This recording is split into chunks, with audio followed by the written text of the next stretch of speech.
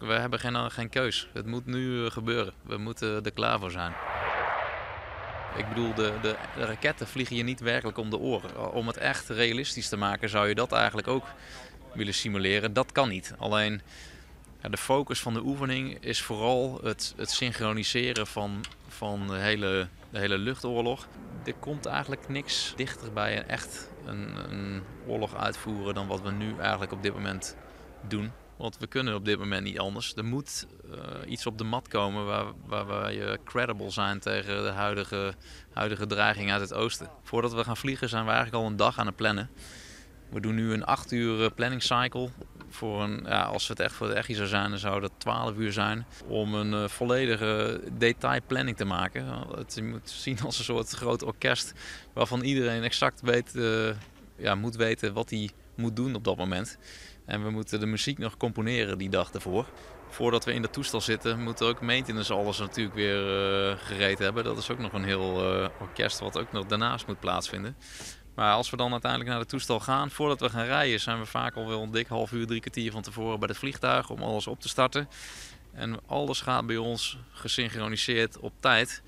Dus als je nou instapt en je vliegtuig doet het niet, dan willen we ook tijd hebben om nog naar een ander toestel over te gaan. Dus wat we doen, we spreken met elkaar af dat we Zulu-tijd gebruiken. En eigenlijk als je praat over take-off en allerlei andere dingen, op de minuut nauwkeurig plannen we alles. Ja, de kracht van het luchtwapen is denk ik dat we hoogtesnelheid bereiken, zeggen ze wel. Maar we kunnen dus ook met z'n allen tegelijk kunnen we iets gaan doen en onze kracht concentreren. Maar dan moet je dus wel met z'n allen tegelijk in de lucht zijn. En dat goed met elkaar hebben afgesproken.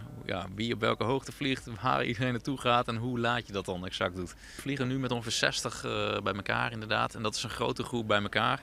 En daar hebben we natuurlijk allerlei, wij noemen het training rules. Maar we hebben allerlei regels voor die we in oorlog niet zouden hebben. Om niet met elkaar te botsen. Dat is natuurlijk wel een van de belangrijkste dingen.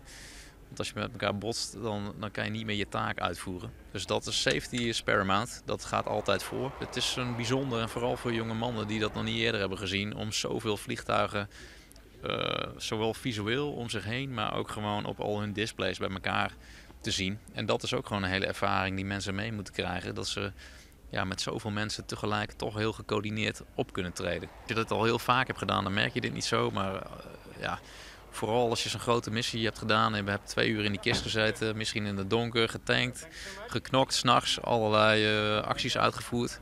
Ja, dan ben je 's nachts wel moe. En zeker als je dan nog hebt gedebriefd, want na het vliegen is het nog niet voorbij.